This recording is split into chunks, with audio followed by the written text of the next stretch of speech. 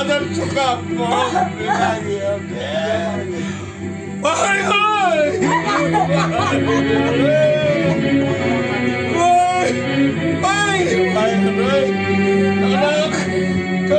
হাত জোর করছো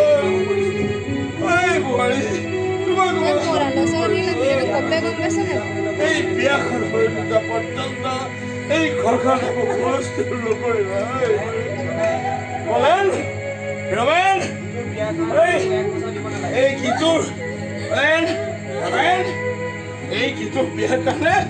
এই বিয়ার কারণে ধরে 1 টাকা দিব লাগে তাই বিয়ার সমস্ত খরচ